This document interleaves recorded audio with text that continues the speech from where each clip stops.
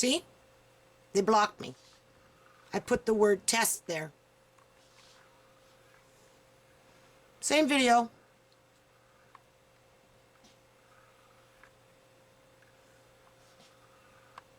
Well, they condone social workers playing games. So I guess that means I don't qualify for a lawyer. Why? Well, because the BC Gov CAUCUS, BC Liberal Government, they're deleting my post. They don't care. You know, they obviously, enjoy the sadistic part of what's going on here. You know, they enable it to happen. They sit up here and talk a bunch of hogwash. Right? It's just a bunch of fucking hogwash. That's all it is hogwash. Well, my little grandson is being abused by these people. He's not being abused by his family, that's for sure. Canadian justice. That's my Canadian justice.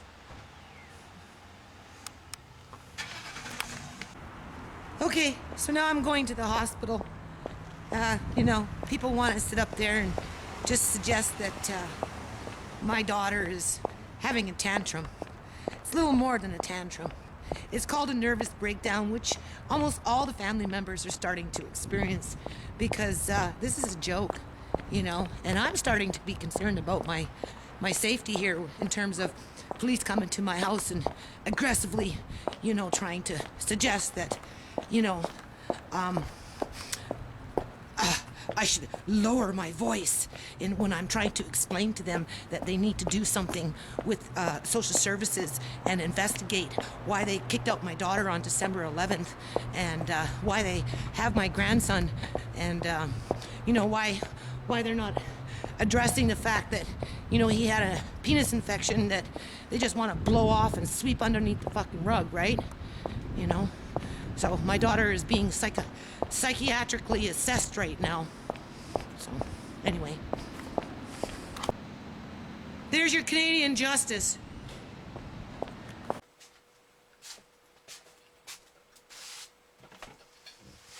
Okay. So I think I'm going to call this one Blaming Me. The grandma. Blaming mum. Me. Blaming grandma. Yeah, people are blaming me. I got the cops blaming me because my daughter is having a nervous breakdown. First of all, they came in here and tried to suggest she was having a tantrum. But it's a little more than having a tantrum. They don't want to acknowledge the fact that what social services is doing is psychologically affecting my children. And if they do acknowledge that, they're trying to shift it on me by saying that I'm not showing good role modelship, right? Because, they came in and they asked what was going on. And, she was, trying to explain what was going on, my 17-year-old. And the cop was like, he was, it was like, oh, well, it was kind of more like a tantrum, it's not, get over it, just suck it up kind of thing. And, he was kind of had a little smirk on his face and, he wasn't taking it serious. And then, of course, my 15-year-old jumped on the bandwagon because, she was trying to explain what was going on. And by this time, she's in tears because she doesn't cry, right? And she's holding back her tears. But anyway, tears are starting to come out and she's trying to explain. And he's like, he's not acknowledging what the kids are saying. Instead, he was questioning it. He was more, and then I got more cops coming into the door, and they're like, what's going on? And I'm like, well, I said, well, why, it's like the ambulance was supposed to come. Oh, well, we're here because, we heard screaming in the background, They said someone was screaming in the background, and I'm like, yeah, that was my daughter having a fit, right? I don't know what to do. And, so anyway, they take her off to the hospital, right? You see a little clip of me walking to the hospital, right?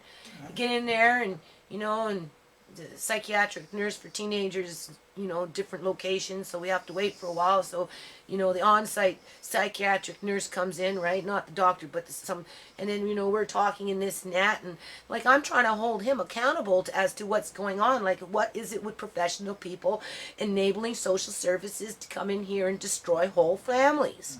You know, little children, little teeny weeny 28-month-old children, and you know the teenagers and everybody else in the house, and you know, and long story short, he ended up getting frustrated talking to me too, right? Because you know I wasn't gonna let him pull the wool over my eyes any more than anybody else, and for this matter. And then he tried to say, well, it was my fault.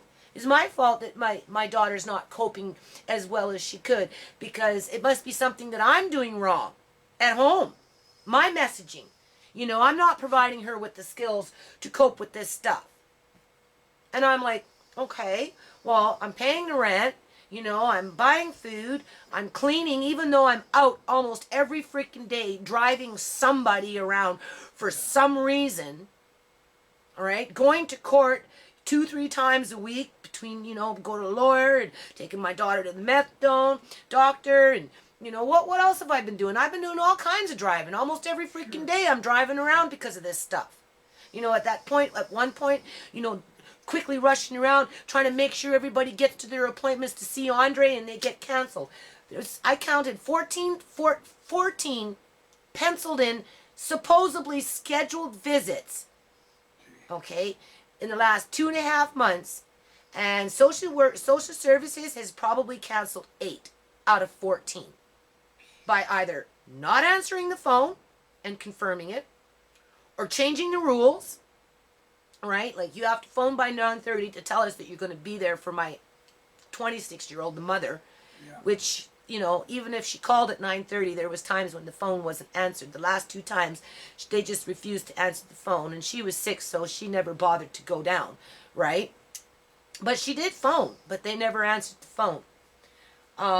You know, my 2 younger daughters, out of 14 visits, my youngest daughter only had the 1 visit, and then the second visit that she had, she was only there allowed for a half an hour, and then they sent her away, along with my 17-year-old, right? And my 17-year-old only has something like three visits, maybe, well, two for sure I know of, and a half an hour. Yeah. Right? And that's it. And the 3rd visit was with the 3 girls all together, where the 15-year-old had the one-time visit. So my 15-year-old has had 1 visit. My 17-year-old had 2 on her own, plus the 1 with her 2 sisters. And the last time they got to see Andre, they were only allowed for a half an hour when the social services sent them away. And now they've got this little piece of paper talking about how they want to make happy time with the family. Well, we know there is no happy time with the family. My kids have already gone through this with the scowling, the cancel of the appointments, the mixed messaging. They told my 15-year-old, be there at 11:30. I bring her. It's 11:30.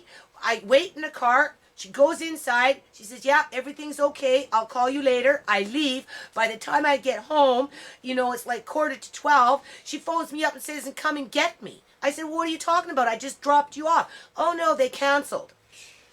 Okay, so why would I make a plan with the social workers now, before court, making arrangements for scheduled visits when they've already canceled out 8 visits out of 14? Social services has done that. Now, my 17-year-old has been keeping a log, so I can probably get those numbers pretty spot on. I'm just taking it from the top of my head. But I'm supposed to teach my kids to take all this with a grain of salt, be happy little jolly jelly beans, and go with the flow, while these people that perpetrate this kind of abuse against small children and teenagers and vulnerable adults, who are the actual victims, like myself and my dad and my son. Okay, so, and including my daughter. Yeah. So they can sit up there and say it's my fault. Psychiatric nurse says it's my fault. Some kind of messaging I'm giving my daughter that's not helping her to cope properly with this. Cops are saying, well, it's something, obviously, you know, she's just having a tantrum. That's all she's having, like, get over it. I said, tantrum? I think it's a little more than a tantrum. Well, what are you doing? Like, well, you know, and I said, well, what are you doing? I said, you protect these people.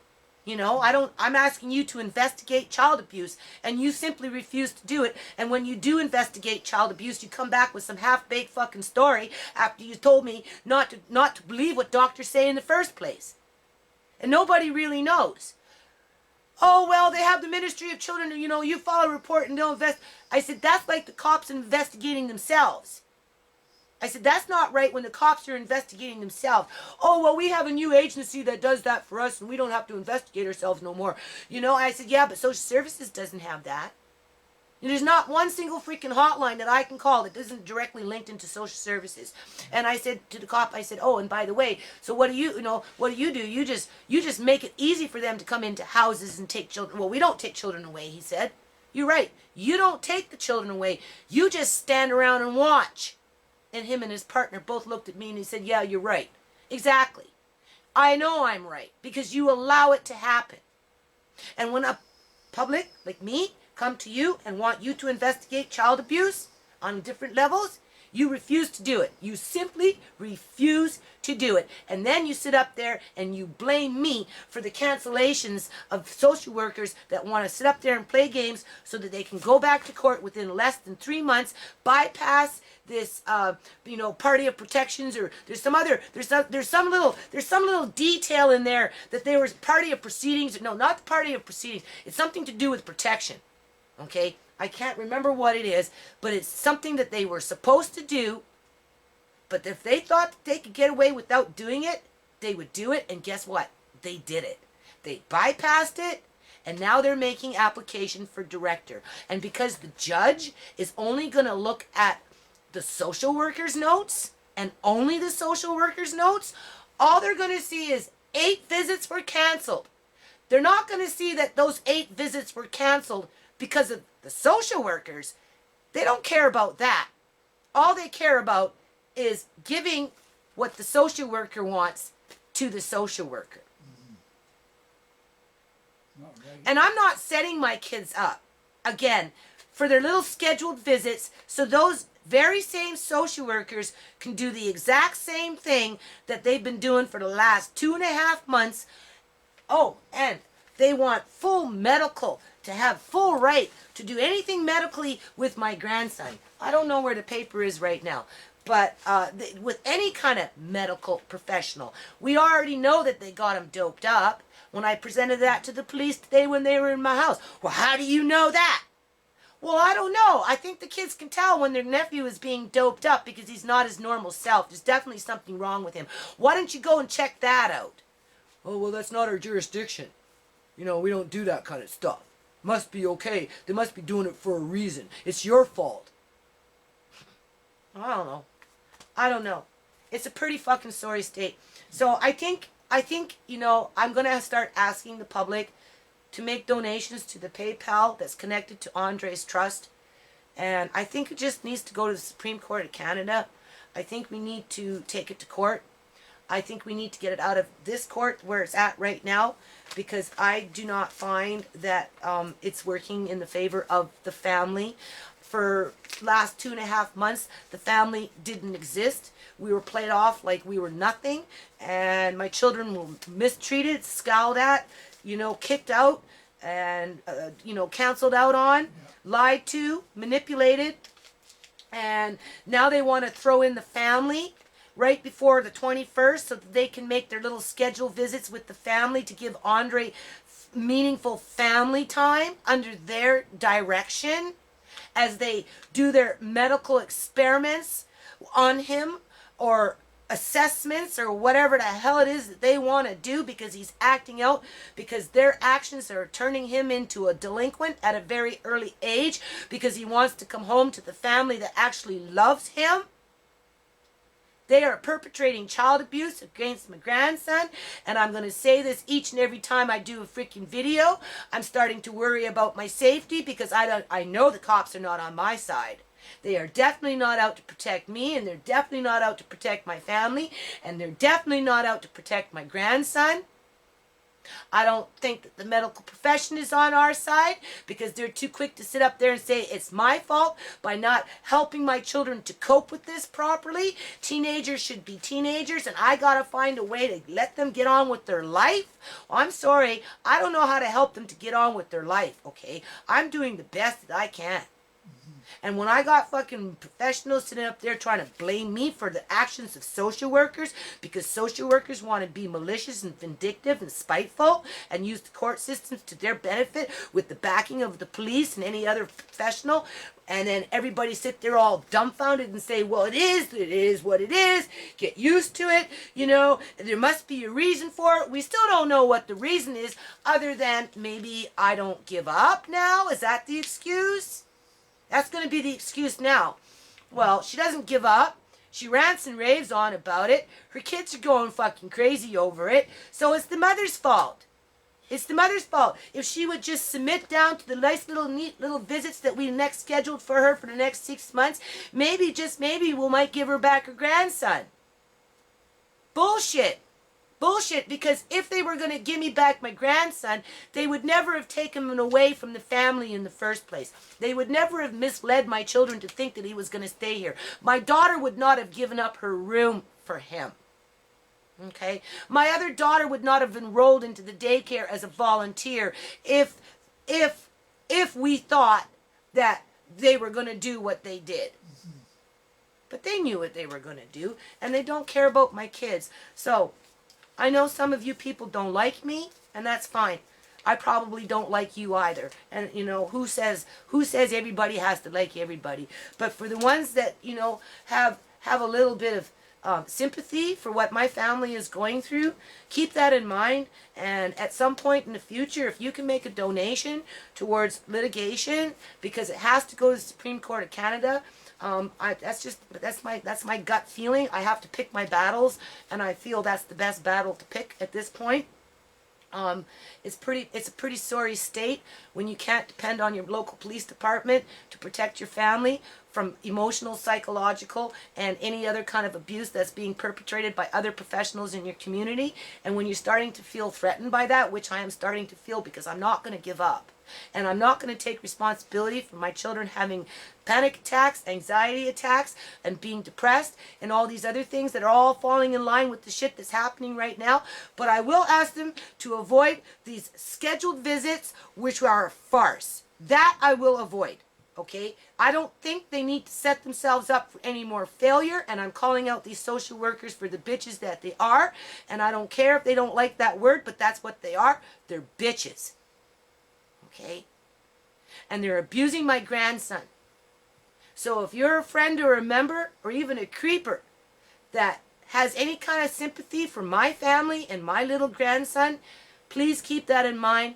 If you go on to the Journey Fam YouTube channel, click on, or actually just go on to the website under the Lawyer Fund. If you go on to my website through my YouTube channel, I set up a lawyer fund there.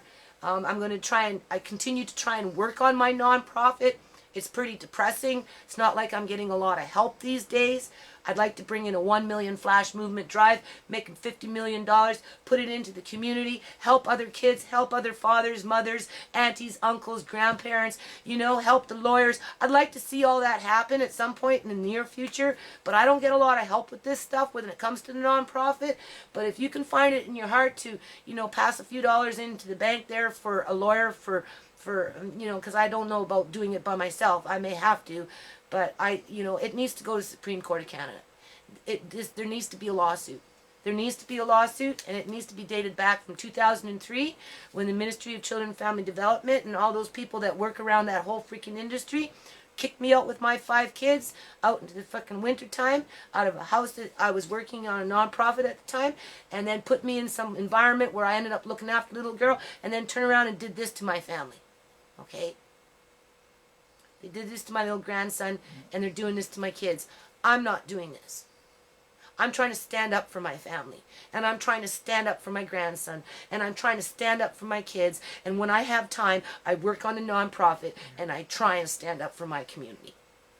So I'm going to leave it at that for now, and we'll see what the next video will be like. I don't know. I'm just going to keep making them. Yeah. I'm just going to keep making them until this is over.